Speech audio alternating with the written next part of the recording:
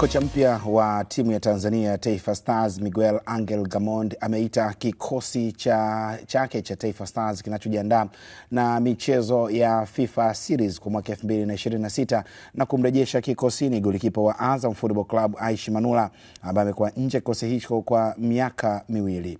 Manula ambaye alikuwa chaguo la kwanza Taifa Stars kwa miaka mingi alianza kupoteza nafasi yake taratibu baada ya kupata majeraha na kisha kukosa muda wa kucheza ndani ya kikosi cha Simba Sports Club kabla baadaye kurejea Azam Football Club.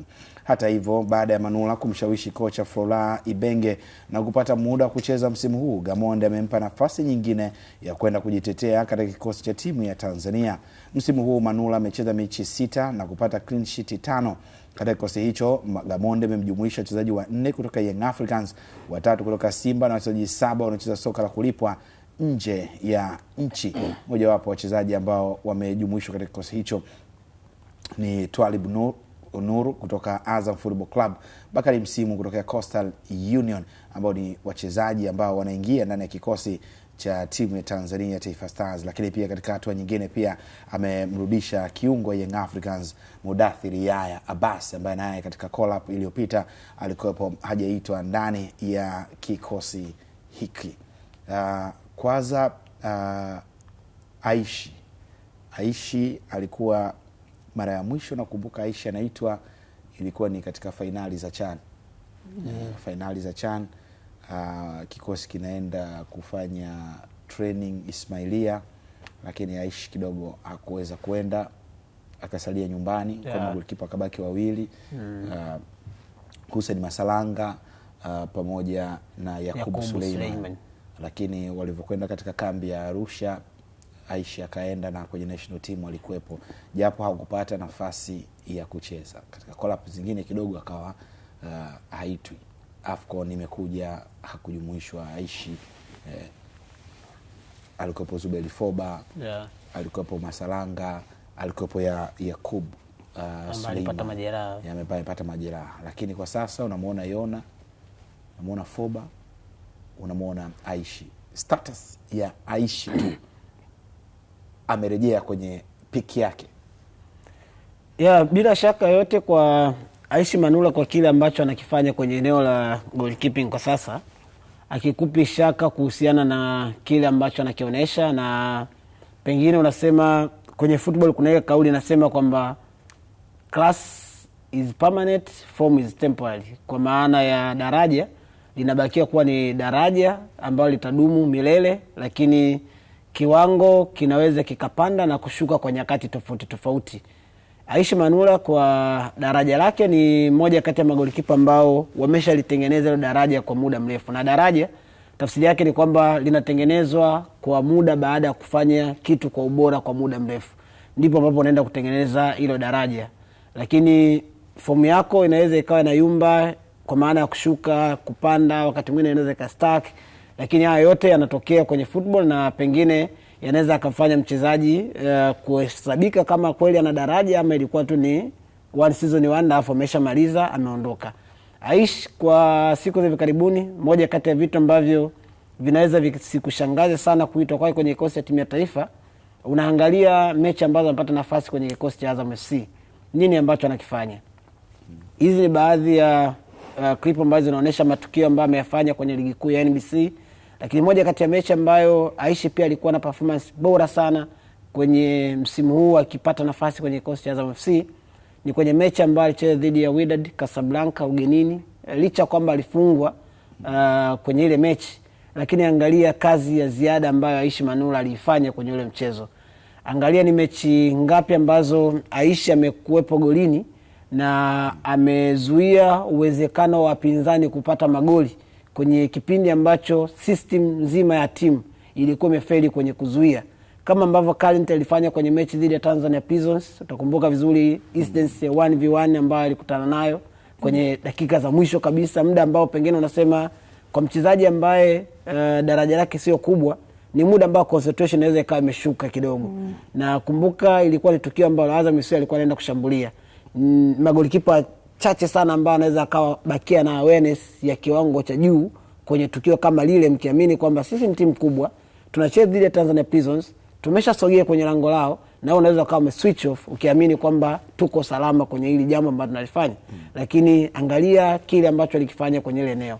Haya ni baadhi tu ya matukio ambayo Aisha ameyafanya, yanakukumbusha kuhusiana na ubora ambao ameufanya kwenye baadhi ya mechi na kuifanya timu either kupata alama moja ama kupata alama 3, au wakati mwingine kama ilipoteza mechi kama ambavyo ilikuwa kwenye mechi dhidi ya Wydad, pengine kupoteza kwa namba ndogo ya magoli kuliko vile ambavyo yeye pengine angeweza kuwa kwenye kiwango kibaya kwenye siku hiyo, timu ingepoteza kwa kiwango kikubwa zaidi.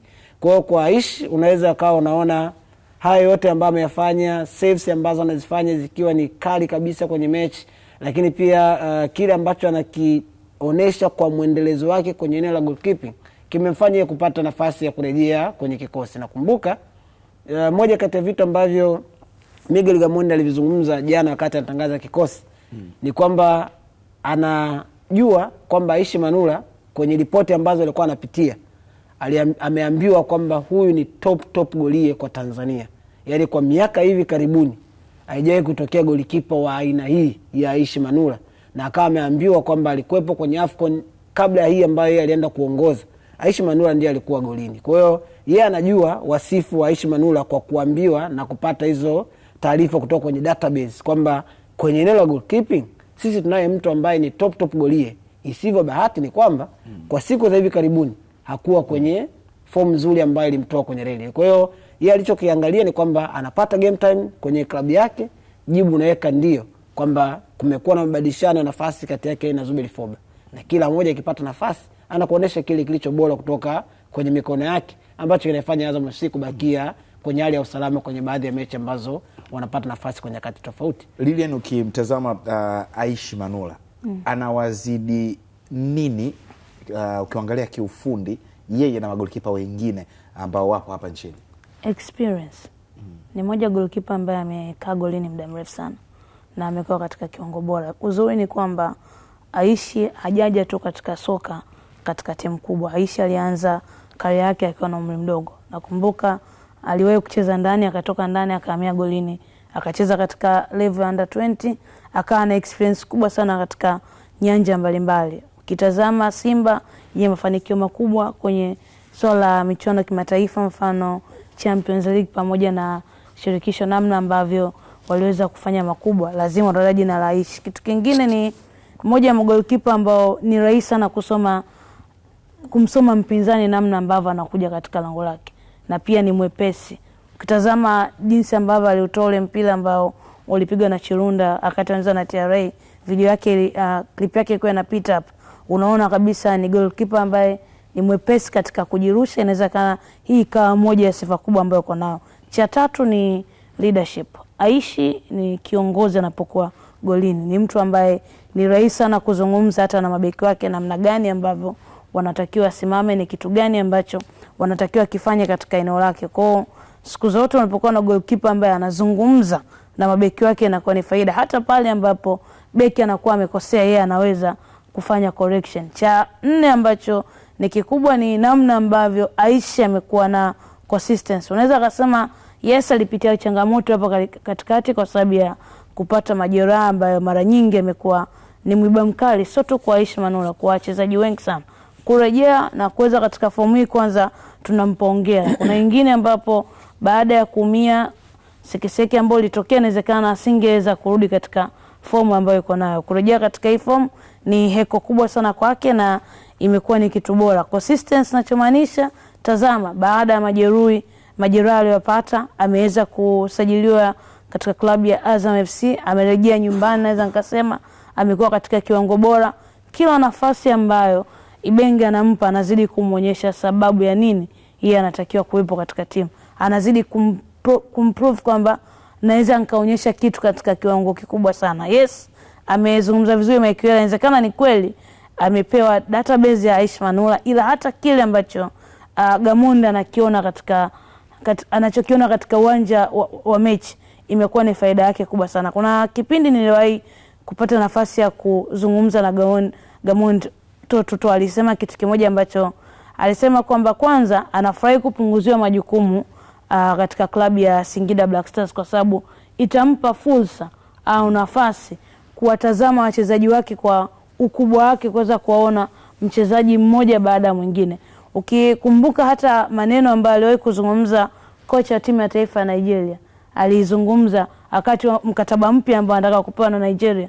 Moja ya kitu ambacho alikisema Eric Shira alisema, natamani niwe napata fursa mara kwa mara kwenda kuwazungukia wachezaji wangu, kuwazidi kuwatazama. Kwa ile kumtazama, kuona namna gani ambavyo anafanya katika klabu ya Azam, inawezekana ikawa na fursa kubwa sana yeye kurejea katika kikosi.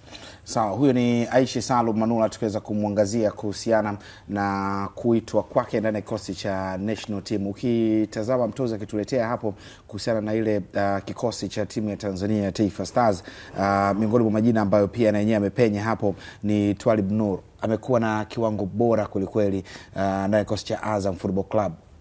Alipata nafasi kwa ukaribu sana katika michuano ya Mapinduzi, ambapo alipata nafasi nyingi akicheza. Anaweza akawa acheza na Lamek Kilawi, ambaye na Lamek naye ni kama mchezo ambao iliweza kumrudisha. Lakini mwingine ambaye hakika amekuwa na kiwango bora ni Bakari Msimu ndani ya Coastal Union. Ni miongoni mwa majina ya vijana ambayo nimevutiwa nayo kuyaona yakiingia ndani ya national team. Cha kwanza mimi nikianza na Twalib Nuru, ukumbuke kwamba huyu ni mchezaji ambaye alikulia katika academy ya Azam. Alitoka kaenda KMC, na yeye pia ni muhanga wa majeraha.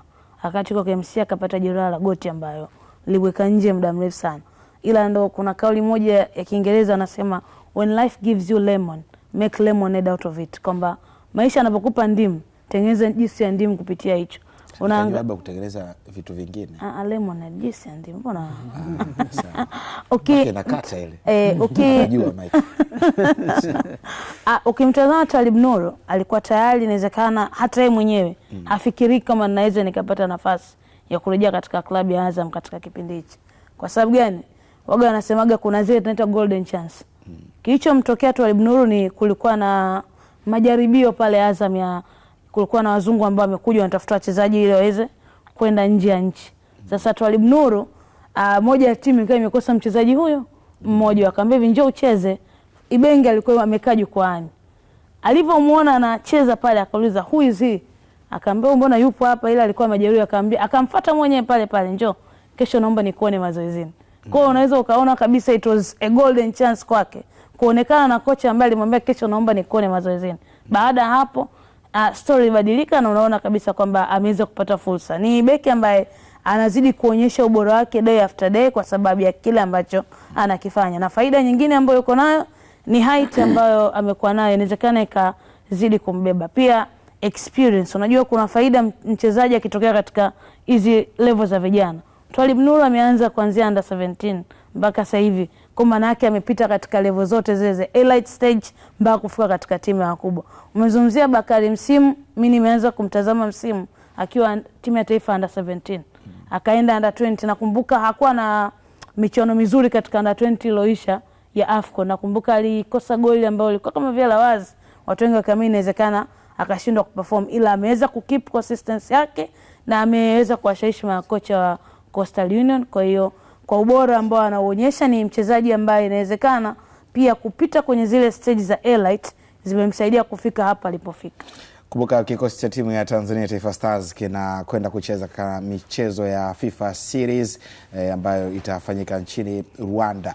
Kumbuka pia michuano hii ilifanyika hii ni mwendelezo kwa mara ya pili. Ilifanyika Azerbaijan. Ambapo mtozi wetu hapa mwandamizi Gift Macha naye alienda kule. Tulifungwa 1-0 mechi ya kwanza ile. Lakini mechi na Mongolia tukafunga 3-0. Sisi tulifungwa na Bulgaria. Na Bulgaria kile Dimitar Berbatov. Sasa nahitaji hivyo. Sawa. Kila la heri kwa timu ya Tanzania.